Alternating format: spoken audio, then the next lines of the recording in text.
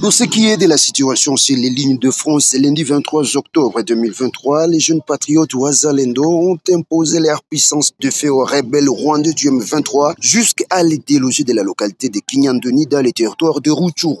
Alors que dans les territoires de Masisi, la cité de Kichanga est toujours sous contrôle du M23 depuis le week-end dernier, l'on signale également des scènes de pillage de boutiques de certaines populations qui seraient venues de la localité de Bito pour donc s'apprendre aux biens des civils sous la bénédiction de cette armée rwandaise sous anonymat.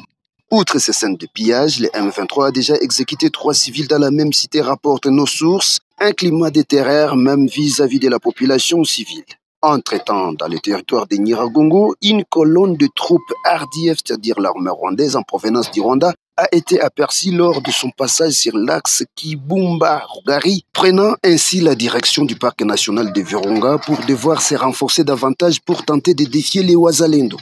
Un calme précaire observé pour ce lundi, les deux camps sont toujours en alerte maximale pour attaquer le premier. Les jeunes Wazalendo ne jurent que sur le retour du M23 sur son territoire, c'est-à-dire le Rwanda. Comme toujours, alors que tous les indicateurs sont au rouge entre Kigali et Kinshasa pour une désescalade militaire, le M23 s'est lancé dans une campagne de diabolisation numérique pour faire passer les fausses informations sur les FARDC, mais une chose déjà connue d'avance par l'opinion publique congolaise, car ce lundi par exemple, des vidéos et des photos d'un faux montage ont été diffusées sur la toile numérique montrant les armes des forces spéciales et snipers, pourtant pour l'armée rwandaise en réalité. En fait, pour ce lundi, dans l'après-midi, nous sommes dans les territoires de Nyiragongo, au nord de la ville de Goma. Il y a eu panique générale après que des factions Wazalendo aient échangé de tirs, ce qui a causé le déplacement de la population de Kanyaruchinya vers la ville de Goma. Comprenez donc avec moi qu'au-delà de faire bloc commun contre le M23, les Wazalendo ont aussi besoin d'un recyclage ou d'une mise à niveau pour une meilleure coordination dans les opérations sur terrain face à l'ennemi commun qui est le Rwanda.